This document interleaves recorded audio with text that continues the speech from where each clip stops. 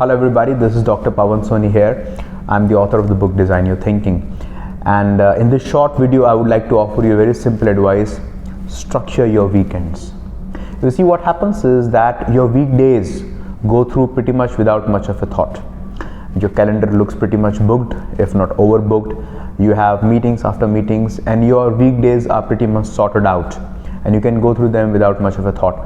But when it comes to the weekends, you need to plan your weekends very, very carefully. Now imagine how much more can you go out and shop, how much more can you stuff your home with, and how much more can you travel to people, to places, etc. There has to be a time when you have to give a lot of structure and a lot of thought to what you're trying to do over the 2 days which have been gifted to you. Now certainly you can do more of the same thing. You can still stuff your day with your office chores, and you can have a spillover effect of the weekdays onto your weekends, but that's certainly not worth the while, because what you need to understand is that you get paid for what you do during the weekdays, but you get promoted for what you do during the weekends. So weekends are too critical to be left to chance, and hope is not a good strategy. So here are 3 simple tips on how you can structure your weekends far more well.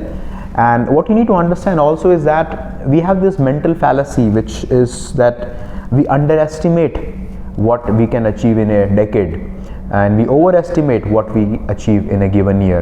But if you are persevering at something for a long amount of time, by the end of a decade you can be an entirely different person.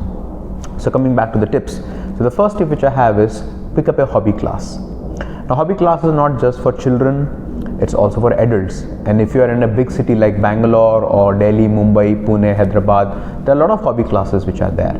And don't force your hobby to become a profession or to oblige your hobby to pay money for you.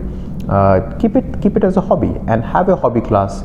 It will have a tremendous impact on you in terms of motivating you, that you look forward to joining those hobby classes, performing well, and giving you a sense of progress. That's the first thing.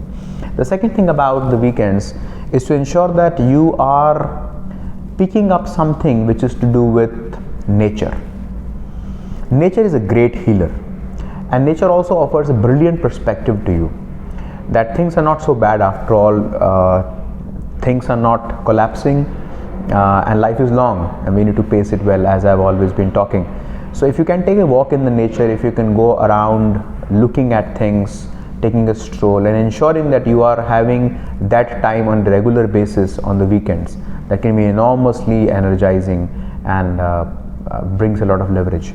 And the third piece is having a my time, a pure my time, where you're doing absolutely nothing with nobody at all. What is happening is that we are not able to spend a lot of quality time with yourself, and as a result we are unable to introspect. We are unable to prioritize things in life, which is right, which is wrong, what is important, what is not so important. So my time can be healing time. I'm not suggesting that you have to meditate on the weekends, etc., but giving yourself time which is not with anybody is an extremely healing and empowering process by itself.